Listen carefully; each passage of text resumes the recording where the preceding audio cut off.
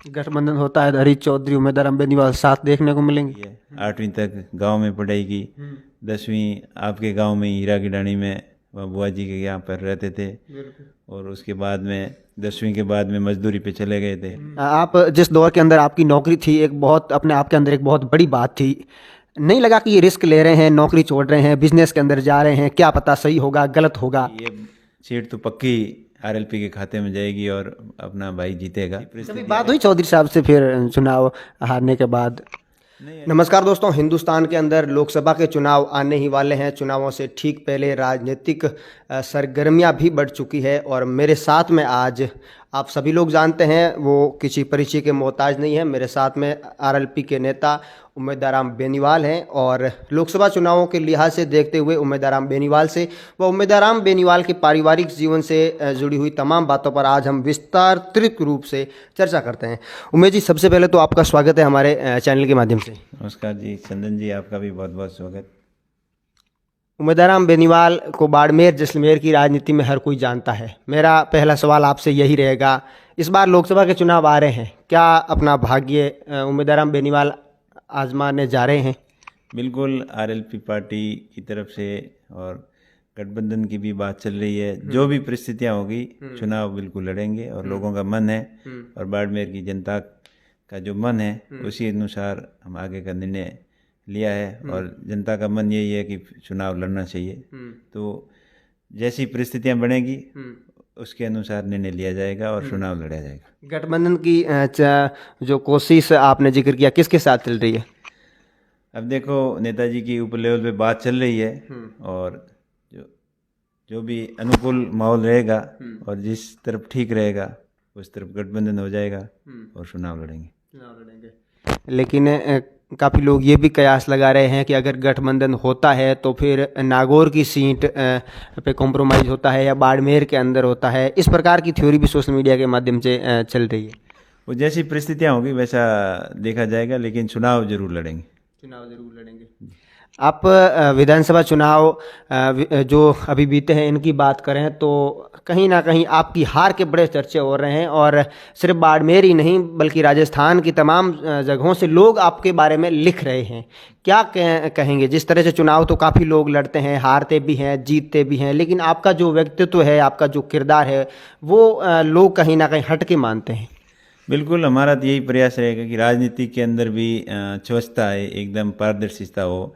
जो नेता लोग जनता को भ्रमित करते हैं, अपने निजी स्वार्थ के लिए गुमराह करते हैं, उस गुमराह करने की राजनीति खत्म हो और लोग सही अपना नेता चुने, और नेता चुनते समय कभी किसी लोभ लालच में न आकर खुद के निर्णय के हिसाब से कैसे नेता चुने, ये प्रयास हमारा जारी रहेगा। और हमें इस चीज़ की संतुष्टि है कि हमने जो प्रयास किए वो सकारात्मक प्रयास थे और लोगों को अच्छे भी लगे, लेकिन थोड़ी बहुत भूल रह गई, माइक्रो मैनेजमेंट की कमी रह गई हमारी तरफ से, और कुछ 1-8% लोग ही जो वोट देने वाले लोगों को अपने निजी स्वार्थ में, लोभ लालच में लोगों को भ्रमित कर दिया।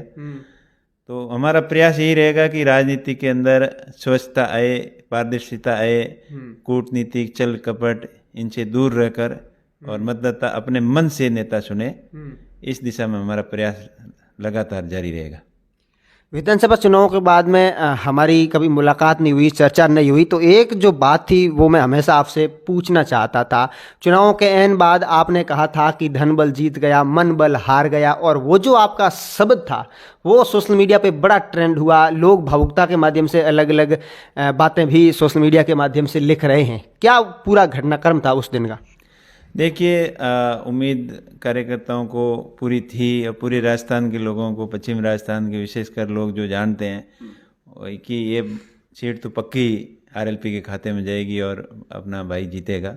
लेकिन जीत मानते हुए सकारात्मक रिजल्ट नहीं रहने का मेन कारण यही था कि लास्ट के 2 दिन के अंदर माइक्रो मैनेजमेंट के नाम पर लोगों को गुमराह कर दिया। किसी को व्यक्तिगत सभा भवन का लालच दे दिया, किसी को हेडपम्प का दे दिया, किसी को दूसरे जो नशे प्रवृत्ति की हिसाब से, और वोट खरीद फरोख्त भी खूब हुई। और प्रशासन की तरफ से भी खूब पक्ष लिया गया। और एक भ्रष्ट अधिकारी था एसडीएम, जिसका मैंने कई बार जिक्र किया, उसकी सबकी व्यू रचना ये थी कि येन केन प्रकार ये सीट कांग्रेस को जितानी है। पूरा 80% प्रशासनिक तंत्र भी साथ में लगा हुआ था। कुछ ओपीएस के नाम से गुमराह किया, किसी को समाज के नाम से गुमराह किया, किसी को बड़ा नेता के नाम से लोगों को बुलाया गया।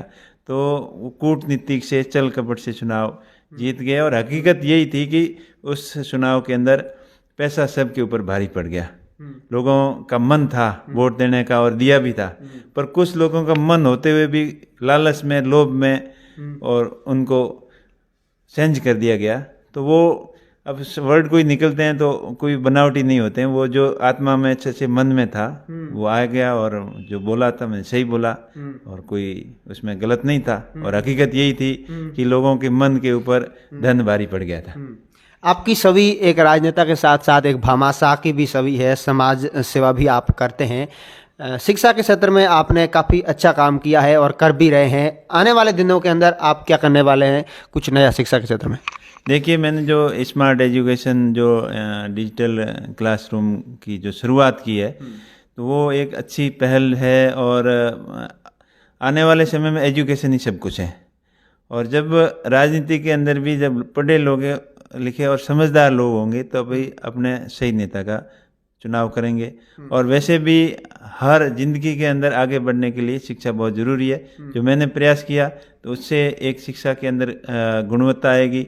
और वर्ल्ड के अंदर क्या हो रहा है, यहाँ क्या चल रहा है, वो डिजिटल प्लेटफार्म के माध्यम से लेटेस्ट चीज़ें बच्चों को सीखने को मिलेगी। और उसके साथ साथ में और भामाशाह लोग भी उससे प्रेरित होकर अपने लेवल पे प्रयास कर रहे हैं। अभी पिछले दिनों सोशल मीडिया में सुन रहा था कि लापुंद्रा के अंदर 3-4 क्लासरूम एक भामाशाह ने, भाई जेठाराम है, अच्छा बिजनेसमैन है, उसने अपने प्रयास से वहाँ 2 स्मार्ट क्लासरूम बना दिए। बढ़िया, उसमें उन्होंने तो अच्छी फैसिलिटी भी की, स्मार्ट डिजिटल बोर्ड के साथ साथ में वेल फर्नीचर भी किया है, अच्छे किए। तो इस हिसाब से हर गाँव के अंदर लोग अपने प्रयास कर रहे हैं। और मेरे पास भी लोगों के फ़ोन आते रहते हैं हर दूसरे दिन, तीसरे दिन कि आपने स्मार्ट बोर्ड कहाँ से ख़रीदा, हम गांव वाले चंदा करके स्कूल में लगाना चाहते हैं। तो ये एक नई जागरूकता आई है, नई क्रांति आई है। और इससे आने वाले समय में निश्चित रूप से पढ़ने वाले बच्चों को फ़ायदा होगा। और देश और दुनिया की कैसी क्या हलचल है और शिक्षा के क्षेत्र में नयापन क्या है, वो सोशल मीडिया के प्लेटफॉर्म से, यूट्यूब से और अलग अलग जो डिजिटल क्लासें, ऑनलाइन क्लासें चल रही है, उस हिसाब से निश्चित तौर पर फ़ायदा होगा। और जहाँ स्टाफ की कमी है वो कमी कुछ हद तक उससे पूरी कर सकते हैं। बिल्कुल। वापस राजनीति की बात करें तो लोकसभा चुनाव में आपने कहा कि जिस प्रकार की स्थितियाँ रहेगी उस हिसाब से चुनाव लड़ेंगे। क्या मुद्दे रहेंगे सर? यही है, चुनाव के अंदर मतलब पारदर्शिता रहनी चाहिए। छल कपट और झूठ हमेशा हमेशा आगे सच्चाई के सामने वो टिके नहीं, वो हर बार नहीं चले, कभी कभार चल जाता है। राजनीति के अंदर व्यवस्था लाना चाहते हैं और संस्कार और शिक्षा के क्षेत्र में बढ़ावा मिले ताकि अपने एरिया का डेवलपमेंट हो। वैसे पश्चिमी राजस्थान डेवलपमेंट में काफ़ी पीछे रहा है, और वैसे ही सीमांत जिला बाड़मेर जैसलमेर सीमांत जिला होने की वजह से हमेशा अभावों की श्रेणी से गुजरा है। तो हमारा यही प्रयास रहेगा। एक थ्योरी ये भी चलती है कि उम्मेदाराम बेनीवाल का जो बचपन था वो भी काफ़ी अभाव में रहा। क्या पूरा घटनाक्रम था आपके सर, बचपन से जुड़ी हुई यादें एक बार दर्शकों को बताइए। तो वही बता रहा हूँ, बाड़मेर जैसलमेर अभावों की श्रेणी में से गुजरा है। और यहाँ लोग जीने के लिए संघर्ष करते थे, कैसे जिया जाएगा, पानी के लिए प्रयत्न था लोगों का, 20-20 किलोमीटर दूर से पानी लाना पड़ता था। और उनकी यही दिनचर्या रहती थी, सुबह से शाम तक उनको यही चिंता रहती थी कि पानी कैसे आएगा, घर के अंदर पानी और खाने पीने के जो संसाधन इकट्ठे करने, जीवित कैसे रहा जाए, उसके लिए लोगों ने हमेशा संघर्ष किया है। तो हमारा आगे यही प्रयास रहेगा कि बाड़मेर जैसलमेर के हर खेत तक पानी कैसे पहुँचे। अगर किसान खुशहाल होगा तो अपने आप खुशहाली आएगी। उसके साथ साथ औद्योगिक डेवलपमेंट कैसे हो, या रिफाइनरी आई है और केन वेदांता तेल की खोज कर रही है, निकाल भी रही है। और आगे भी बहुत सारे ऑयल फील्ड ऐसे हैं वहाँ खोज नहीं हुई है, और नए नए इसके अंदर खनिज की खोज हो। यहाँ सुनने में यह आया जियोलॉजिस्टिक सर्वे में पहले भी कई बार रिपोर्ट आई है, यहाँ यूरेनियम है, टंगस्टन है, कोयले के अतुक भंडार हैं। तो इनके क्षेत्र के ऊपर एक मास्टर प्लान बनाकर इंडस्ट्रियल हब पश्चिम राजस्थान कैसे बने, अपना बाड़मेर जिला उसमें जैसलमेर अहम भूमिका निभाए। बाड़मेर जैसलमेर को सीधा कंडला पोर्ट से जोड़ना, रेल लाइन से जोड़ना, ड्राई पोर्ट है जो बाकासर में आना है, इन्हीं मुद्दों के ऊपर विशेष रूप से ध्यान दिया जाएगा। और आपने मेरे व्यक्तिगत ज़िंदगी के बारे में पूछा, तो मैं तो हमेशा नॉर्मल किसान परिवार में पैदा हुआ हूँ और एजुकेशन मेरी हमेशा गांव की रही है। 8वीं तक गांव में पढ़ाई की, 10वीं आपके गांव में हीरा गिडानी में बुआ जी के यहाँ पर रहते थे। और उसके बाद में 10वीं के बाद में मजदूरी पे चले गए थे। गर्मियों की छुट्टियां होती तब मजदूरी करते थे, दाल मिल के अंदर काम किया, बालोतरा टेक्सटाइल में काम किया। काम के साथ साथ में पढ़ाई जारी रखी और 95 में बालोतरा से हायर सेकेंडरी की। और हायर सेकेंडरी के बाद में फिर 95 में ही जुलाई में रिजल्ट आया और अगस्त में दिल्ली पुलिस की भर्ती आई, तो दिल्ली पुलिस में भर्ती हो गए, नौकरी लग गई और 8-10 साल वहाँ नौकरी की। नौकरी में ज़्यादा मन नहीं लगा क्योंकि शुरू से ही कुछ नया करने का ऐसे मन में ख्याल आते रहते थे, जिज्ञासा थी। तो फिर बिजनेस करने का सोचा। 2006 से आज यहाँ बैठे हैं जोधपुर में, ये हमने स्टार्टिंग है हमारी। और 2006 से 2010 तक ये हैंडीक्राफ्ट एक्सपोर्ट का काम था। फिर आप जिस दौर के अंदर आपकी नौकरी थी, एक बहुत अपने आप के अंदर एक बहुत बड़ी बात थी, नहीं लगा कि ये रिस्क ले रहे हैं, नौकरी छोड़ रहे हैं, बिजनेस के अंदर जा रहे हैं, क्या पता सही होगा गलत होगा?